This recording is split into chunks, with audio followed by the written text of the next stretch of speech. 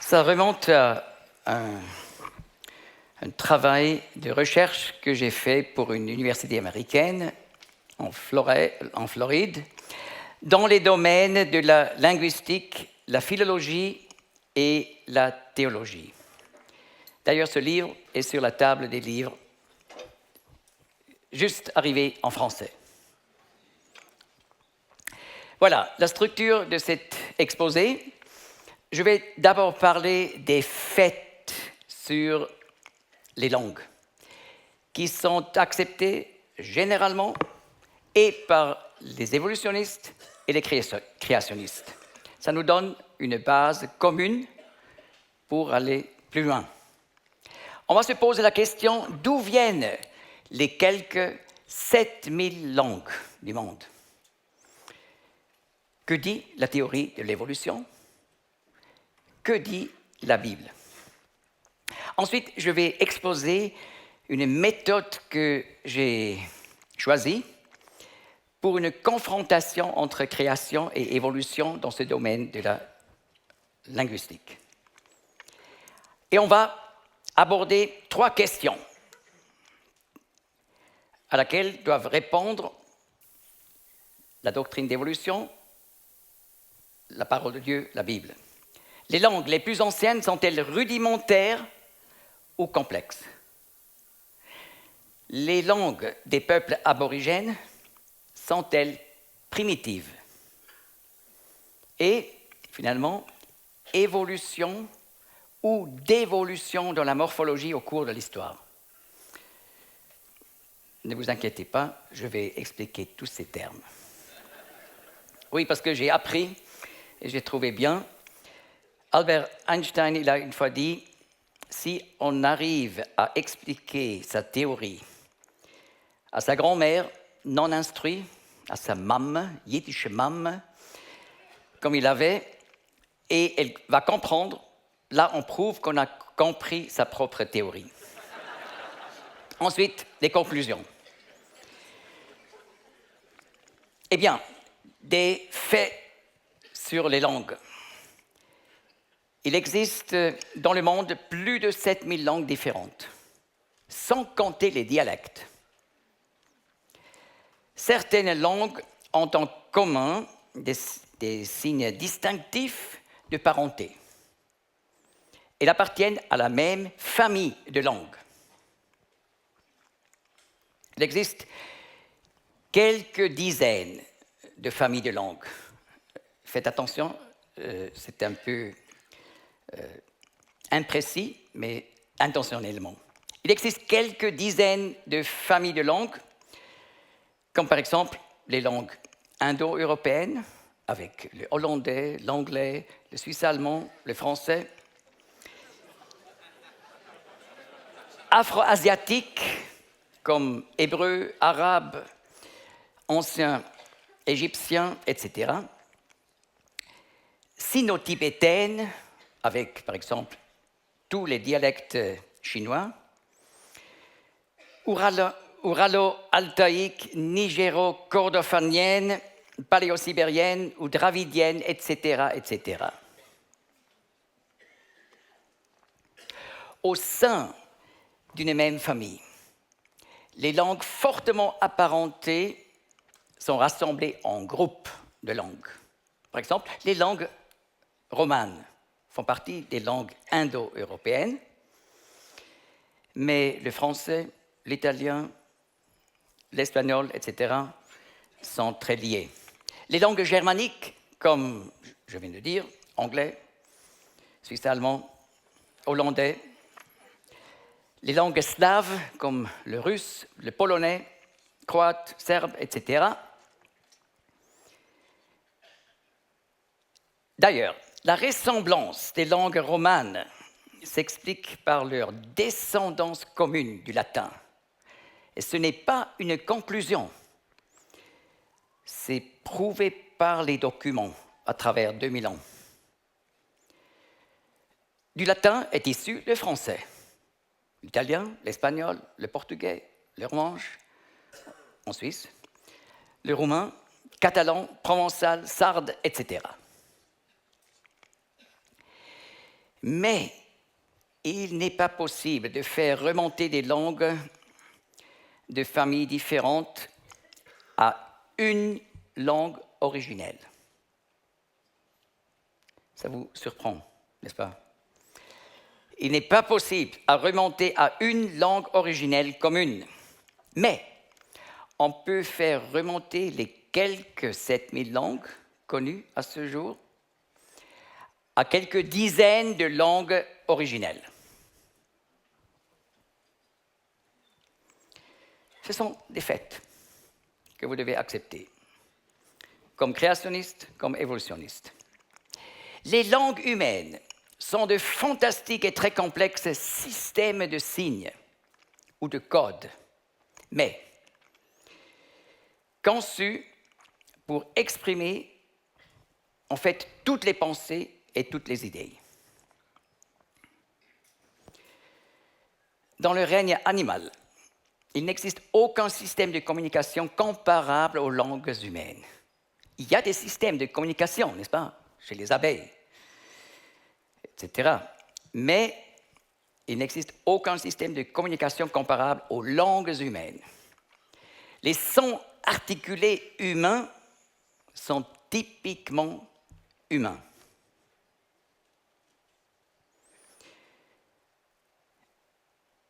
Les conditions neurobiologiques requises pour la production et pour la compréhension du langage sont absentes chez les animaux. L'aire de Broca, ici, normalement à gauche, peut-être chez vous à droite. Oui, mais là, vous êtes non pas anormal, mais différent. L'aire de Broca pour la production du langage et l'aire de Wernicke pour sa compréhension sont là, présents chez les humains, mais chez tous les mammifères. La production de son est commandée par le système limbique. Alors, quand votre chien fait « waouh, waouh », ça ne vient pas d'ici. Ça vient d'un système qui est très profondément placé dans le cerveau, qu'on trouve aussi dans le cerveau humain. Je suis très content d'avoir ce système. Sans le système limbique, je ne pourrais pas faire de la musique. Le langage humain se différencie totalement de tous les systèmes de communication du règne animal. Cela, on a compris. Les langues humaines ont en principe des possibilités d'expression illimitées. Et tout enfant normal peut apprendre à parler de façon parfaite et sans accent n'importe quelle langue du monde. Que ce soit du chinois, mandarin, du swahili, du suisse allemand. Oui, ben on a fait l'expérience. Et d'ailleurs maintenant avec nos petits-enfants. Oui, alors, ces 3 filles, une parle parfaitement le suisse allemand, mais également le français et plus. L'autre 2, ils parlent le suisse allemand et aussi le khmer, la langue du Cambodge. Mais ils apprennent sans accent. Donc, il semble que le petit enfant possède une sorte de clé qu'il peut utiliser pour ouvrir la serrure de n'importe quelle langue du monde, sans explication de grammaire, etc. Malheureusement, cette capacité diminue fortement à la puberté. En fait, déjà, si à 10 ans, un enfant n'a appris à parler aucune langue, il ne pourra plus jamais en apprendre une. Voir l'exemple de l'enfant loup muet, Victor d'Aveyron, n'est-ce pas, de 1797.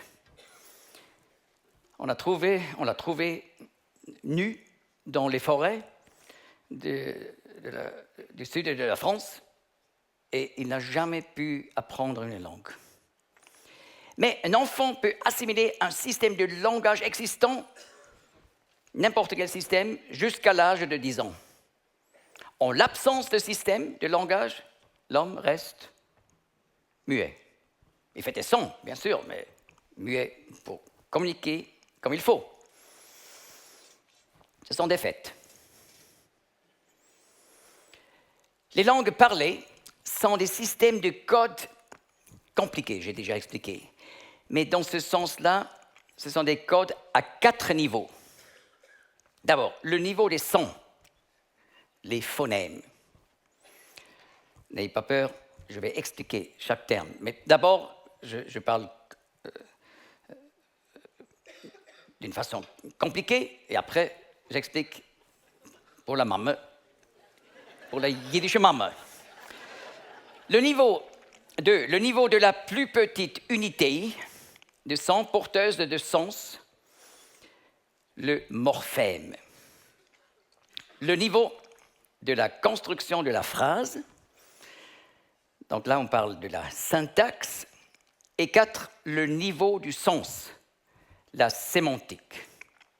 Alors, je reviens, pour rendre simple. D'abord des exemples, ça aide toujours. Exemple de phonèmes. A, T, M, P.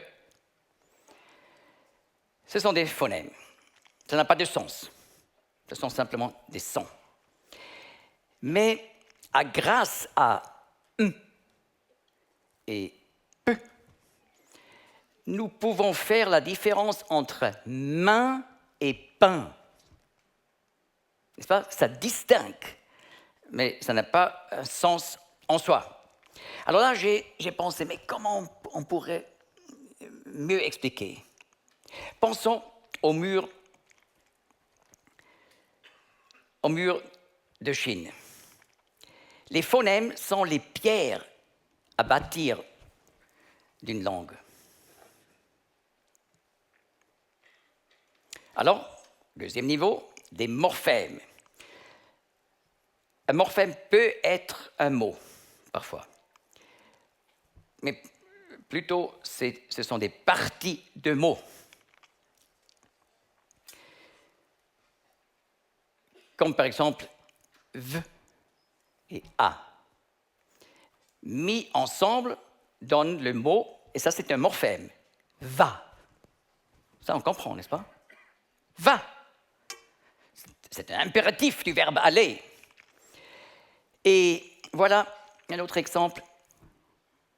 Et ou E. Ça dépend. Dans petite, indique le féminin. Mais si vous demandez dans la rue, quelqu'un, mais qu'est-ce que ça veut dire? J'ai entendu E. Bon, je ne comprends pas. Oui, mais vous dites petit ou petite. Ah oui, mais ça veut dire le féminin. Ah, on a compris. Alors, plusieurs pierres en rapport avec le mur Chine, le grand mur de la Chine, plusieurs pierres à bâtir forment ensemble une tourelle sur le mur. Et ça, c'est déjà donc, un élément d'architecture qui a un sens. 3. La syntaxe. Là, il s'agit des règles de l'organisation des mots, comment on les met ensemble. Voilà. On peut dire en français, un monsieur d'un certain âge se promène dans la forêt. C'est correct, n'est-ce pas? C'est selon les règles de la syntaxe française. Mais on pourrait aussi dire, un monsieur d'un âge certain se promène dans la forêt. Ça ne veut pas dire exactement la même chose, n'est-ce pas? L'accent est un peu différent. L'accent de ce qu'on veut dire. Dans la forêt se promène un monsieur d'un certain âge. C'est correct, ça va aussi, c'est un peu différent. Dans la forêt, un monsieur d'un âge certain se promène. Ça va aussi, mais ce qui suit, ça ne marche pas. Promène dans là se ferait monsieur d'un âge, un d'âge incertain, ça ne va pas. Ce n'est pas selon le quatrième niveau du code français. Et d'ailleurs, plusieurs tourelles forment ensemble une fortification à créneaux. Comme ça, on peut rapprocher ça à l'architecture. Alors, quatrième niveau, la sémantique. N'est-ce pas? Il y a une pensée derrière l'enveloppe des mots quand je dis forêt. Mais c'était un ensemble de sons, n'est-ce pas? Forêt. Mais il y a un sens derrière. Ça veut dire ensemble d'arbres. Alors, c'est le quatrième niveau. Et maintenant, on est préparé pour ce qui suit. On pose la question, d'où viennent les quelques 7000 langues? Que dit la théorie de l'évolution? Que dit la Bible? Ensuite, on veut voir qui a raison. Alors, on ouvre le procès. Que dit la théorie de l'évolution? Charles Darwin, le père de la théorie moderne de l'évolution, a publié en 1859 ce livre intitulé par L'origine des espèces. Et en 1871, L'origine de l'homme. Lui, il croyait à une évolution du langage par imitation des bruits des sons. Par exemple, cet homme de caverne, il a entendu le chien qui va... Il a commencé à... Ou il a vu un grand oiseau qui fait kikriki. Kikriki. Et alors, de ça est issu finalement le langage, la langue et les langues. Donc, il croyait à une évolution du langage par imitation de bruit de son. Mais depuis, la doctrine d'évolution a parcouru une évolution. N'est-ce pas? Aujourd'hui, on ne pourrait pas écrire donc une dogmatique de l'origine des langues selon l'évolution, mais on peut dire donc une grande quantité d'évolutionnistes le voient ainsi, comme il a été expliqué par Jared Diamond. D'après Jared Diamond, les centres du langage dans le cerveau se seraient constitués tout au long du soi-disant processus de devenir de l'homme. Vous avez compris? De devenir de l'homme. Donc une période allant de 1,5 million d'années jusqu'à il y a 250 000 ans. Vous avez compris? J'ai dit, c'est simple, mais il faut vraiment prendre donc une partie de l'escalier après l'autre. Les sons eux-mêmes se seraient développés progressivement entre 250 000 et 35 000 ans avant Jésus-Christ pour développer des langues. Donc, du point de vue évolutionniste, c'est très récent. Oui, mais qu'est-ce que c'est 250 000? C'est rien du tout. Dans le cadre de la pensée évolutionniste. Mais Jared Diamond, il a dit, il y a 4 millions d'années, les australopithèques n'auraient émis que des sons gutturaux. Vous voyez ce que c'est?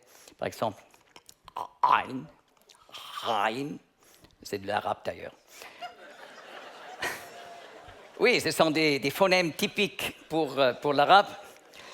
Vous pouvez vous exercer à la maison. Parce que dans la grammaire, on apprend, pour dire Ain, il faut des muscles que des Européens n'utilisent seulement pour vomir. C'est pour ça que j'ai dit à la maison, pas maintenant.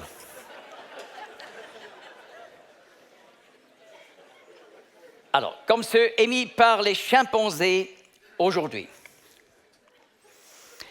il y a à peu près 1,5 million d'années, l'Homo erectus, donc l'homme qui marche comme moi, pas sur 4 pas, l'Homo erectus aurait utilisé quelques mots. Il y a un demi-million d'années, l'Homo erectus aurait été capable de formuler des phrases de 2 mots.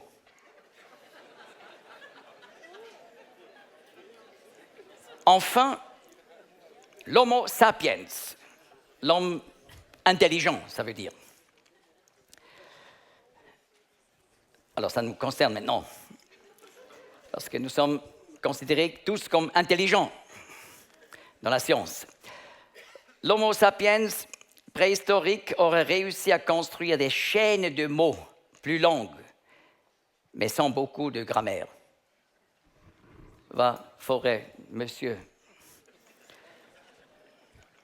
Certains. Alors, vous voyez, d'où est-ce qu'il a tiré ça? On ne peut pas retourner dans le passé pour écouter, voir. Mais, vous voyez, ça c'est pris des enfants. Parce que c'est merveilleux. Quand le moment vient où l'enfant dit, j'aurais presque dit maman, mais papa. C'est fantastique. Voilà, la phase d'un mot a commencé. Et plus tard, il commence à mettre ensemble 2 mots. C'est encore... C'est prenant. Mais la prochaine phase, c'est quoi? Oh, j'entends pas. J'aurais tellement aimé quelqu'un dit 3. Non! Toute une phrase. Ça n'existait pas. Toute une phrase. Ça, c'est normal. Alors, j'arrête derrière moi. Il a pensé, ça doit être la même chose pour l'homme du passé. Ce n'est pas une preuve, c'est simplement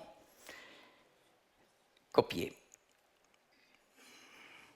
Le langage complexe ne serait apparu qu'après l'essor culturel général. Retenez, l'essor culturel général qui se serait produit en Europe il y a 40 000 ans. Oui, c'est presque rien. À l'échelle du temps de l'évolution, 40 000 ans dans le cadre d'une explosion créative. Ensuite, l'apparition des langues originelles, des familles de langues date de 23 000 à 4 000 avant Jésus-Christ. Donc, l'indo-européen. Donc, le précurseur du suisse allemand, et du français, et du polonais. Et le précurseur de l'hébreu, de l'arabe, de l'ancien égyptien. L'origine des langues des familles indo-européennes est datée entre 8 000 et 7 000 avant Jésus-Christ. C'est intéressant. Donc, un phénomène vu dans l'évolution, dans la doctrine d'évolution, comme étant très récent. Merci. Maintenant, on veut connaître ce que dit la Bible. Eh bien, la Bible nous dit Dieu a créé le premier homme. avec la pleine capacité de s'exprimer. Donc tout de suite, au jour, le 6e jour de la création, Dieu a parlé à Adam, tu peux manger de chaque arbre du jardin, mais de l'arbre de la connaissance, etc. Il a compris. Donc, vous voyez, Wernicke a fonctionné. Le système a été mis dedans. La software a été mise sur la hardware du cerveau. Et l'homme était capable de s'exprimer aussi, non pas seulement de comprendre, parce que le même jour, il parle. Broca, Wernicke, software et hardware ensemble. La compréhension du langage, dès le commencement, on voit en Genèse 2, 16 et 17, « Et l'Éternel Dieu commanda à l'homme, disant, « Tu mangeras librement de tout arbre du jardin, mais de l'arbre de la connaissance du bien et du mal, tu ne mangeras pas. Car au jour que tu en mangeras, tu mourras certainement. » Il a compris.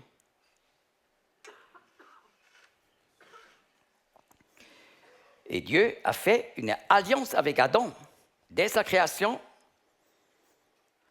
et l'Éternel, Dieu commanda à l'homme, disons. Ensuite, on voit également la capacité de parler. Donc l'ère Broca a marché. Capacité de parler dès le commencement. Genèse 2, 23. Et l'homme dit, cette fois, celle-ci est os de mes os et chair de ma chair.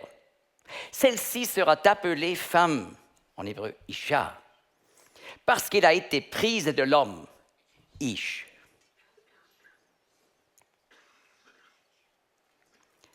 Donc, il avait cette capacité, mais ça va encore plus loin. Après la création d'Ève, clonée en quelque sorte d'une de ses côtes, tout près du cœur, vous voyez, Adam s'est exprimé de façon très romantique, parce que ça, là, il s'agit d'un poème en hébreu. Et en plus, il avait la capacité de former de nouveaux mots. On appelle ça en linguistique néologisme. La capacité de former de nouveaux mots est aussi présente dès le commencement. On déduit également de Genèse 2, 19 et 20, qu'Adam a été capable d'inventer de nouveaux mots et ainsi d'augmenter et d'enrichir son vocabulaire à l'aide de, comme j'ai dit, néologismes.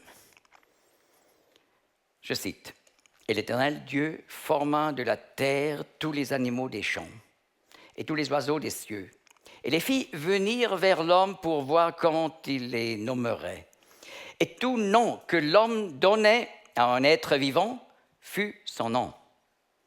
Et l'homme donna des noms à tout le bétail, et aux oiseaux des cieux et à toutes les bêtes des champs. » Donc, dans le cadre du système de langue, il a créé de nouveaux mots. Et ça, nous faisons tout le temps, n'est-ce pas? Il y a eu une époque où il n'y avait pas d'ordinateur. Alors, on a recherché pour un mot et on a trouvé le mot ordinateur.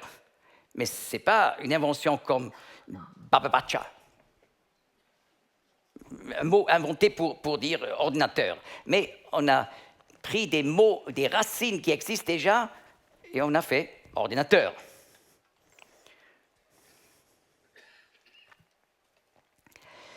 Et encore une chose, on voit dès le commencement, l'aptitude à la poésie a été présente, c'est-à-dire la créativité dans le domaine de la syntaxe.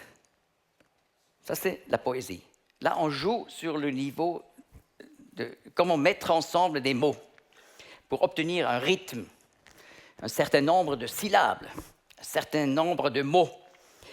Selon Genèse 2, 23, Adam a pu, dès le premier jour de son existence, utiliser sa langue de façon poétique.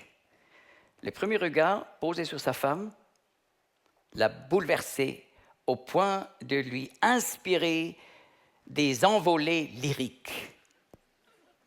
N'est-ce pas? Cette fois, elle est os de mes os, mais en hébreu, c'est beaucoup plus beau. Zot hapam, et se meatsamai, uvasar mi besari, les zot yekare isha, ki meish lo kochazot. Vous avez vu, le rythme, c'est de la poésie.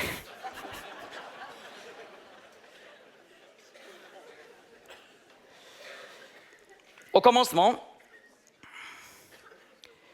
une seule et unique langue. Mais plus tard, Dieu a donné d'autres langues aux hommes. Je lis Genèse 11, verset 1er. Et toute la terre avait une seule langue et les mêmes mots. Et il arriva que, lorsqu'ils partirent de l'Orient, ils trouvèrent une plaine dans le pays de Shinar, appellation du sud de l'Irak actuel. Et ils y habitèrent. Et ils se dirent l'un à l'autre, « Allons, faisons des briques et cuisons-les au feu. » Et la brique leur servit de pierre et le bitume leur servit de ciment. Et ils dirent, « Allons, bâtissons-nous une ville et une tour dont le sommet touche au ciel. Et faisons-nous un nom, afin que nous ne soyons pas dispersés sur la face de toute la terre. » Et l'Éternel descendit pour voir la ville et la tour que bâtissaient les fils des hommes. Et l'Éternel dit, « Voici, ils forment un seul peuple, ayant tous une même langue. » Et ils ont commencé à faire ceci. Et maintenant, rien ne les empêchera de faire tout ce qu'ils pensent faire. Allons, descendons et confondons à leur langage, afin qu'ils n'entendent ou ne comprennent plus la langue l'un de l'autre. Et l'Éternel les dispersa de là sur la face de toute la terre, et ils cessèrent de bâtir la ville. C'est pourquoi on appela son nom Babel. En hébreu, ça veut dire confusion. D'ailleurs, un peu plus tard, les Sumériens ne savaient plus l'origine de ce mot. Ils disaient Babylone, mais ce n'est pas sumérien. C'est avant le sumérien. Mais on comprend en hébreu. D'ailleurs, les noms Adam, Seth, Enoch, Kenan, Mahalalel, Yared, etc., ce sont des noms hébreux. Juste en rapport avec la question, quelle était la langue originelle? Oui, vous avez compris. Alors, maintenant, on va poser la question, d'où viennent les quelques 7000 langues? Qui a raison? La doctrine d'évolution? La Bible. Nous n'avons pas de machine à remonter le temps qui nous permettrait d'aller voir dans le passé comment sont apparues les langues. Par contre, nous avons la méthode de la déduction. Et j'ai utilisé ça pour arriver à une conclusion qui était nouvelle en linguistique. Dans ce contexte de l'origine des langues. Voilà, la méthode de la déduction pour une confrontation entre création et évolution est la chose suivante. On a d'abord une hypothèse, une théorie, ou un enseignement, comme l'enseignement de la Bible. Mais nous ne pouvons pas aller dans le passé pour voir comment c'était avec Adam. On ne peut pas aller dans le passé pour voir comment c'était, par exemple, avec un Homo erectus. Mais nous pouvons faire une déduction parce qu'on déduit depuis l'enseignement si cet enseignement est juste, alors comment devraient être des langues dans quelques circonstances précises? Ce sont des prévisions. Et voilà, on va faire des prévisions qu'on peut tester, où on a les moyens pour tester. Par observation, par expérience. Et cela va nous donner une confirmation de l'hypothèse, de la théorie, de l'enseignement. Ou une réfutation. Alors, vous voyez, on va, à partir de l'évolution, à partir de la Bible, faire la déduction en se posant la question, en posant la question, comment étaient les langues les plus anciennes? Si la Bible est vraie, si la doctrine d'évolution est vraie. Et là, on peut faire un test parce que nous avons des documents de langues excessivement anciennes. Par observation des textes, on peut faire une confirmation ou une réfutation. Mais on peut aussi déduire, à partir de la Bible, à partir de l'évolution, comment sont les langues aborigènes. Aujourd'hui, on le sait, mais au XIXe siècle, à l'époque des missionnaires qui sont partis, enfin, en Afrique noire, en Amérique du Sud, Amérique du Nord, vers les Amérindiens, pour apporter le message biblique. Et là, les ethnologues évolutionnistes sont aussi partis pour visiter les tribus. Alors, on peut voir ce qu'on avait déduit avant de connaître les langues aborigènes. Et là, on va faire une observation qui mène à une confirmation ou à une réfutation. Ensuite, on va aussi faire une déduction concernant l'histoire des langues. Quand on voit, mais sur la base de documents, comment une certaine langue s'est développée au cours de plusieurs milliers d'années. Mais d'abord, on va faire des déductions. Comment doit être l'histoire des langues? Là, on va tester par les documents, faire une confirmation ou une réfutation. D'abord, un peu compliqué, comme toujours. Ensuite, on simplifie. Prévision du point de vue de l'évolution. Les langues les plus anciennes du monde doivent être plus primitives que les langues modernes, comme le français et l'anglais. 2. Les langues des stades inférieurs de la civilisation doivent être beaucoup plus primitives que les langues des cultures modernes. Et je pourrais vous prouver par des textes du XIXe siècle où on a dit les gens de l'Afrique noire, ils n'ont pas des vraies langues. C'est quelque chose de très excessivement primitif. Retenez ça. Ensuite, une langue donnée doit forcément, au cours de l'histoire, montrer une constante évolution vers le haut. Et là, c'est important à tous les niveaux du système de langage. Mais nous avons vu, selon la Bible, l'homme est créatif dans quelques domaines. Former des nouveaux mots. Et aussi dans le domaine de la syntaxe, il est créatif. Mais dans le domaine de la morphologie, l'homme n'est pas créatif. N'est-ce pas? On ne va pas ajouter en français tout d'un coup un vrai génitif. Pour ne pas dire de la maison, mais comme en allemand, des Hauses, ou un datif. À qui? À la maison. Mais en allemand, on a dem Hause. Ou un accusatif, ou un ablatif, ou un vocatif.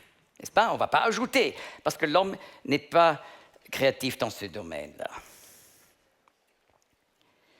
Alors, prévision du point de vue de l'évolution, les langues les plus anciennes, plus primitives, les langues des indigènes plus primitifs, une langue, au cours de l'histoire, toujours une évolution sur tous les niveaux de la langue. Prévision du point de vue de la Bible. 1. Les langues les plus anciennes du monde doivent posséder un niveau structurel très élevé et d'une grande complexité. Parce que, c'est important, la confusion des langues ne voulait pas dire que la forme originelle aurait été l'origine de toutes les langues, mais Dieu a créé de nouvelles langues et il les a données aux différentes tribus. Eh bien, les langues les plus anciennes du monde doivent posséder un niveau structurel très élevé, grande complexité. 2. Les langues des peuples aborigènes ne devraient pas être plus primitives que les langues des cultures modernes, parce que c'est aussi Dieu qui leur a donné leur langue. Ce n'est pas une invention humaine, les langues. 3. Une langue, au cours de son histoire, devrait montrer des signes de décadence au niveau de la morphologie, où l'homme n'a pas de capacité de créer, qui échappe à l'influence créatrice humaine, mais de développement vers le haut dans les domaines du lexique, de la syntaxe et de la sémantique. Oui, c'est important de faire cette différence entre les aspects de la langue où l'homme n'est pas créatif, là où l'homme est créatif. Et cela, on n'a jamais fait dans le passé dans la linguistique. C'est pour ça, finalement, en France, on a, à une certaine époque, même défendu de faire des théories sur l'origine des langues. On dit, ça ne fonctionne pas. Ça fonctionne. Et ça, en France. Les langues les plus anciennes. La langue indo-européenne la plus ancienne connue à ce jour est le sanskrit védique, de l'époque de 1500 avant Jésus-Christ. C'est la langue indo-européenne la plus complexe. On a, pour le sujet, là, on a 8 cas et 3 nombres. Non pas singulier et pluriel, mais aussi un dual pour les choses qui apparaissent à deux. Et environ, pour un verbe, 600 verbales. N'est-ce pas? Comme je prends, nous prenons, vous prenez. N'est-ce pas? Et non pas donc comme avoir et être. J'ai appris. N'est-ce pas? Ça, c'est une circonscription, mais on a vraiment des formes uniques en un seul mot. Environ 600 formes verbales. La langue la plus ancienne d'Europe, de la famille indo-européenne, c'est le grec. Et les documents remontent jusqu'à 1400 avant Jésus-Christ, et c'est la langue la plus complexe d'Europe. On a 5 cas, et pour le substantif, n'est-ce pas? Et environ 450 formes verbales. Voilà un exemple. Le début de l'évangile de Jean. Enarche ein hologos, kai hologos en prostanteon, kai theos ein hologos.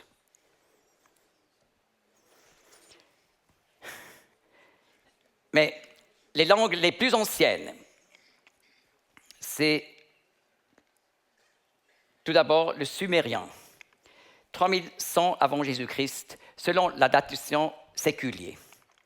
Là, on devrait faire une deuxième conférence sur la datation exacte, mais c'est une affaire de quelques centaines d'années seulement, c'est rien du tout. Mais j'utilise donc les datations qu'on trouve dans tous les livres. Examinons le système de cas du sumérien. Nous avons d'abord le nominatif absolu. On dit cours, ça veut dire montagne. Mais on a un agentif. Il se reconnaît à son suffixe, donc un morphème E. Le sujet des verbes transitifs finis est un agentif dans une phrase. Donc le roi, se met devant le peuple. Alors là, on ne dit pas lugal, mais lugale. On a le génitif. Là, on ajoute ak. Tumuanake veut dire enfant de Anne. On a un datif, un locatif terminatif. Par exemple, de proximité directe est indiquée par le suffixe e. Alors on ne dit pas simplement ka, la porte, mais kae, à côté de la porte. Mais e, si on a demandé dans la rue, un sumérien, mais qu'est-ce que ça veut dire e? Mais vous dites parfois ka, kae. Ah oui, ça veut dire, c'est le locatif terminatif. S'il avait eu ce terme. Alors, on met des fleurs à côté de la porte kae. Ensuite, le terminatif avec che, eche ou esh, ce ne sont pas des mots, ce sont des parties de mots. On exprime une direction. Par exemple, si un sumérien est venu, a pris les fleurs et les a jetées vers le ciel, alors on dit anche. Le commutatif, le suffixe de ce cas est de ou da. L'agachada, un mot avec l'agache. Un ablatif instrumental, ensuite un éjatif. Vous voyez, vous ne devez pas mémoriser tout, mais si vous avez compris que c'est compliqué, vous avez compris. Mais les verbes sont toujours les plus intéressants. Sont le plus intéressants. Le système verbal sumérien est extrêmement complexe. Un nombre impressionnant de préfixes, donc une partie qu'on met au début, un fixe entre deux, suffixe à la fin, permettent d'exprimer des contenus verbaux d'une extrême précision. Et là, des milliers de formes verbales peuvent être ainsi formées. Il existe par exemple des morphèmes avec lesquels on peut indiquer la personne, moi, tu, lui, le nombre, nous, je, le ton, un présent futur, un prétérit, un permensif, le mode, si c'est indicatif, optatif, donc où on fait un souhait, prohibitif, où on dit fais attention, cohortatif, allons-y, prospectif, impératif, et la diathèse, si c'est actif, passif ou réflexif. Je me lave. Certains aspects peuvent être exprimés si c'est ponctuel, comme le passé simple, ou duratif, comme l'imparfait. J'allais à la forêt, non pas une fois, mais toujours de nouveau. En attachant des morphèmes entre eux, il est possible de préciser l'intensité, la direction, la relation et le lien avec l'objet de l'action. L'organisation de la chaîne de morphèmes dépend des règles grammaticales très strictes. Et là, on fait des chaînes. La langue égyptienne ancienne, 2900 avant Jésus-Christ. Pour un nom, il existe deux genres, masculin et féminin, ou le français aussi, et trois nombres, singulier, pluriel et dual. Par exemple, deux oreilles, deux yeux, deux cornes. Pas chez les hommes, mais chez les vaches. Et trois nombres, justement, singulier, dual et pluriel. Ensuite, le verbe. Pour un verbe, j'ai compté. On observe plus de 200 formes. On a 8 personnes dans les conjugaisons, non pas 6 comme en français, parce que tu peux être une femme, un homme, on distingue. Oui, pour la théorie du genre, c'est un peu difficile pour détruire. Les actions peuvent être décrites avec ou sans référence au temps, passé, présent, futur. Alors là, on peut être très philosophique quand on parle d'une action comme telle.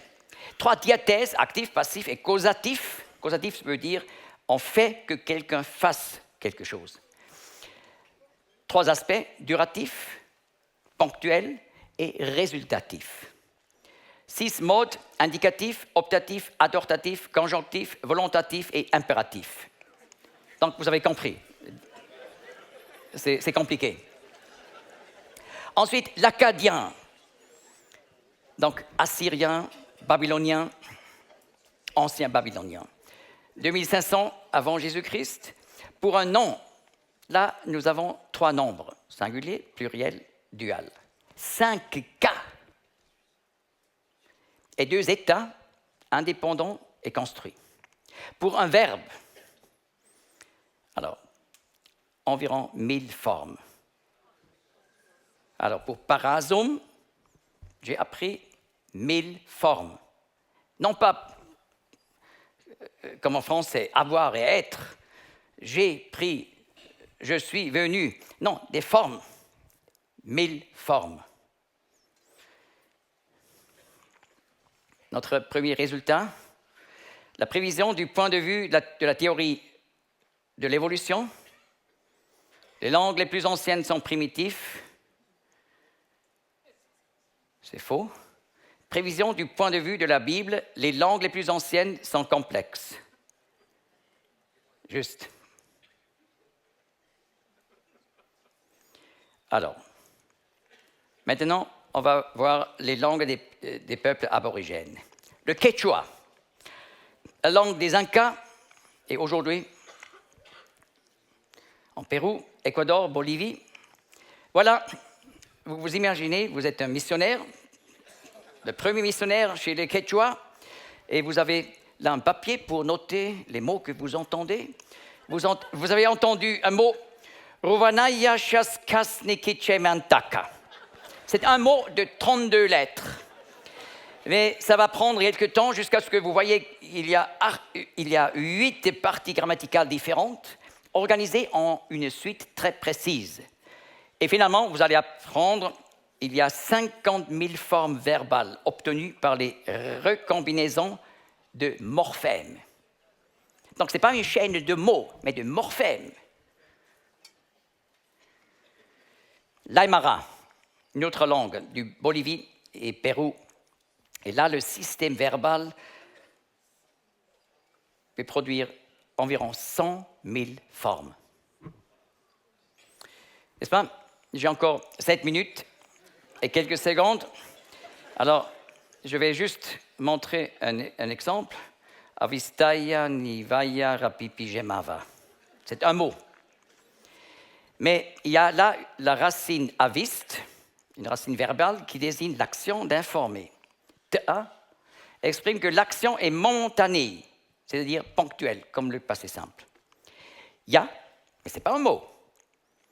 Ya est un morphème causal qui indique ici que le sujet, je, fait faire l'action par un autre que lui. Et on va traduire ça par « faire en sorte que ». Parce que tout ce mot veut dire « je ferai en sorte qu'il soit informé par toi quand je viendrai ici ». Alors, ni désigne l'endroit où s'applique la phrase. C'est traduit ici, dans ce cas, par « ici ». Vaya signifie « en chemin ». En français, on l'a rendu par « quand je viendrai ». Et rapi est un bénéfactif, donc pour le bien d'un autre. Il indique que l'action se déroule au profit d'un autre. Ce n'est pas rendu dans la traduction, cela aurait été trop compliqué. Piji indique que plusieurs personnes sont impliquées dans l'action. Et désigne la première personne du singulier au futur.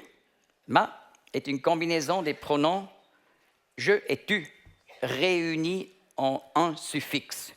Va exprime l'intensité de l'action. Ceci n'a pas été rendu par la traduction pour ne pas être trop compliqué. Mais allons-y vers le nord. Le Vintu, la langue des Indiens de Californie. Le verbe possède entre autres des formes spéciales permettant de différencier les catégories suivantes. On répète une chose que l'on a entendu dire. L'affirmation est le résultat d'une observation personnelle. L'affirmation est le résultat d'une conclusion logique. En outre, ici, on distingue encore 3 degrés différents de plausibilité. C'est fantastique. Et ils parlent comme ça, et parlaient comme ça, sans savoir qu'ils utilisent ça. Alors, les enfants, ils ont appris la langue comme ça. Et quand on a demandé, mais pourquoi vous dites parfois un peu différemment le mot? Oui, mais c'est normal. Mais pourquoi? Et puis là, on apprend parce qu'ils ont seulement entendu dire, ou ils ont fait une observation, et toujours ils sont forcés par la grammaire de donner la plausibilité en 3 degrés. Ça serait fantastique pour la science. Là, on saurait si c'est vraiment une observation ou simplement une conclusion. Et pour les journalistes, fantastique. Alors on peut dire, les langues indigènes possèdent un tel niveau de complexité et leurs structures sont si difficiles à déchiffrer pour la linguistique qu'elles ont été utilisées par les Américains à des fins stratégiques. La langue des Indiens Comanches, par exemple, a été utilisée comme code pendant la Première Guerre mondiale. Donc il y avait un Amérindien, un soldat, il a dit un message, il a traduit, envoyé à l'autre bout, un Amérindien, un soldat, il a traduit, et les ennemis n'ont jamais pu comprendre le code. Alors, de même, pendant la Seconde Guerre mondiale, le Comanche, le Chippewa, le Hopi, le Navajo ont été utilisés avec succès par les Américains pour coder leurs messages secrets. Et voilà, les nazis n'ont pas pu rompre le code. Encore 3 minutes. Les langues bantoues. Il y a jusqu'à 20 classes de noms et des systèmes verbaux extrêmement complexes et différenciés. Un exemple du Tanzanie, Ilamba, Kento e Kiakoke Kekolu, Kemoa Kiamekela e Nomba. Ça veut dire chose, ça, grande, une, est plus grande qu'une maison. Ça veut dire, sa grande chose est plus grande qu'une maison. Mais lorsqu'on dit lokani, et non pas kento, chose, mais mot, lokani, loakoe, lokolo, lomoe, loaokela, ota. Son grand mot est plus grand ou plus fort qu'un arc. Vous voyez, ça doit s'accorder. Pour les Allemands, c'est déjà difficile, comme on doit comprendre ça en français. Mais ici, incroyable, n'est-ce pas? Lorsque un mot fait partie de la catégorie lo, comme lokani, alors ça doit s'accorder. Ça, ce n'est pas kiakoe, mais loakoe. Lokolu, non pas kekolu. La recherche sur les langues des peuples aborigènes dans le monde a donné le résultat suivant. Il n'y a pas de langue primitive dans le monde. Il n'y a aucun rapport entre le niveau culturel d'une communauté et la complexité structurelle de sa langue. Alors, les résultats sont clairs. Évolution, faux. Et la Bible est juste. Maintenant, encore, pour finir, l'histoire des langues. Alors, on connaît l'égyptien sur une période de 5000 ans. L'akkadien, 2600, cananéen, 3500, araméen, 3000, arabe, 2500.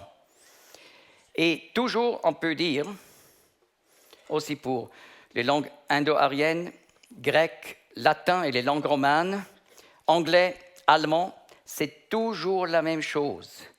Constante dégradation et perte de la diversité des formes. Par exemple, en latin, n'est-ce pas, on a appris amicus, ami. Amici, de l'ami. Amico, à l'ami. Amicum, amique, amico. Et pluriel, amici, amicorum, etc. Donc en français, 2 formes, ami et ami. En italien, 2 formes, amico, amici. Le verbe en latin, 170 formes, en français, 40 formes. Et le reste, c'est avoir et être. Là, je pourrais montrer, comme c'était le cas en anglais, et comme partout, ça a perdu, même au suisse allemand.